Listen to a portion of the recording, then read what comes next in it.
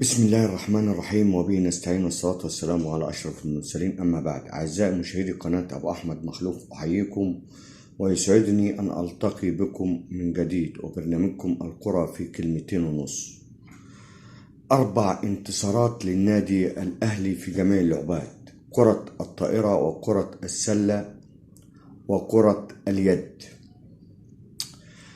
وسيلعب اليوم في تمام الساعة 8 مساء نهائي كرة الطائرة للرجال بين نادي الزمالك ونادي الأهلي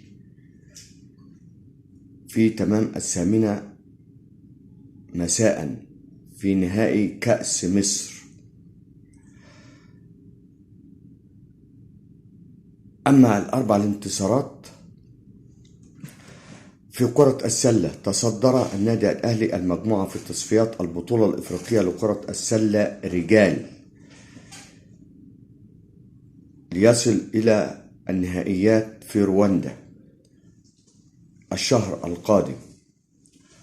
وفي كرة اليد رجال، حصل الفريق الأول للنادي الأهلي في كرة اليد على المركز الثالث، هذا وقد هزم من فريق الترجي التونسي في الدور قبل النهائي، ليلعب على المركز الثالث مع فريق الجزائري وفاز عليه وحصل على المركز الثالث.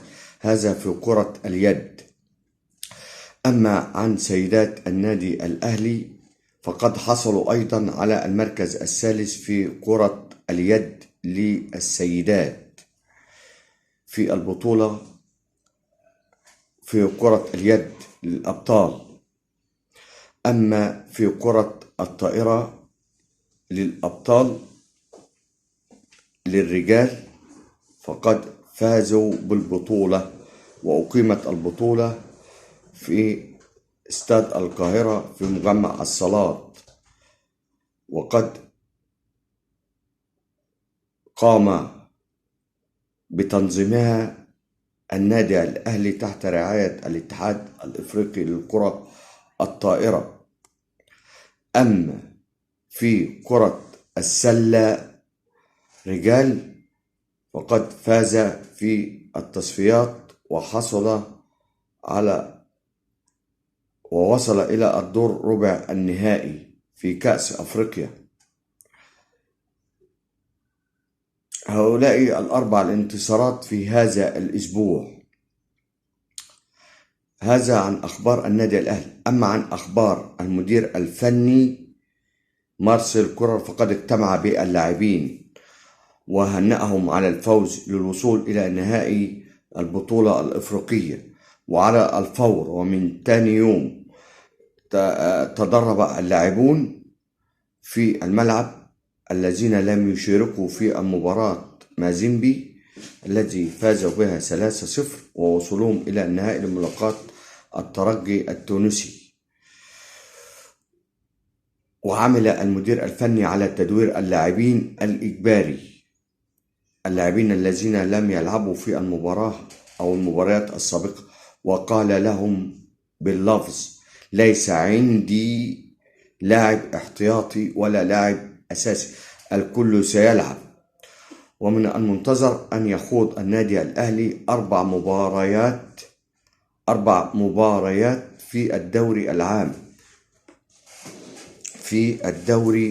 العام دوري نايل.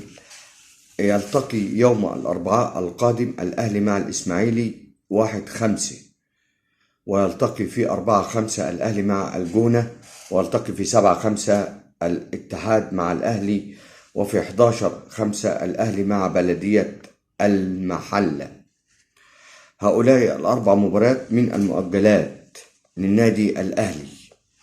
وسيسافر بعدها النادي الأهلي إلى تونس لملاقاة الترجي التونسي في مباراة الذهاب مع الترجي التونسي في رادس. وفي يوم 25 ستكون مباراة العودة أيضا بإذن الله تعالى في استاد القاهرة.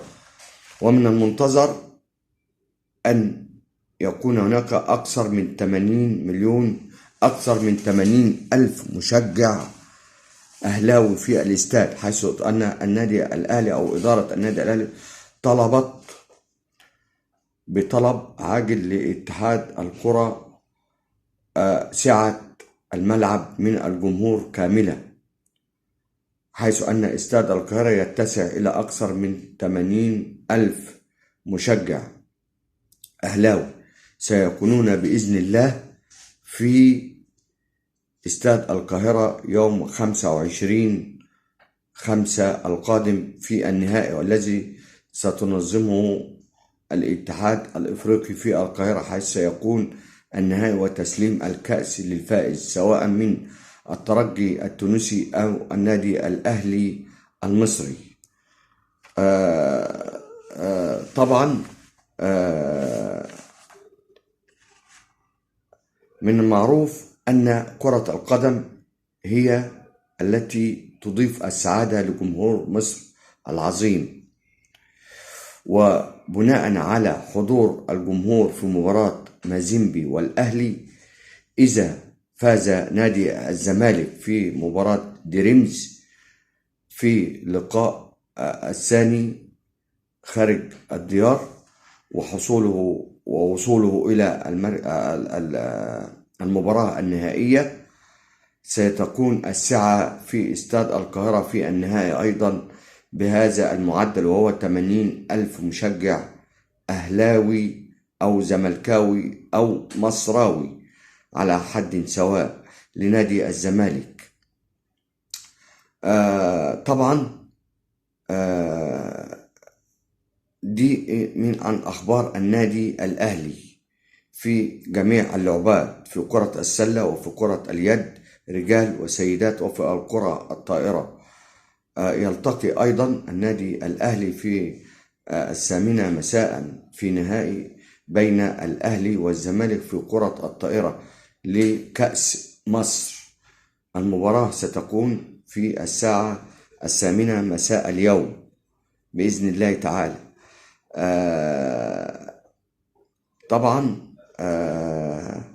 تأهل سيدات أهلي الطائرة لربع النهائي في كأس أفريقيا، سيلعبون في المباراة القادمة في الدور قبل النهائي بإذن الله تعالى، وإن شاء الله يفوزوا بالبطولة.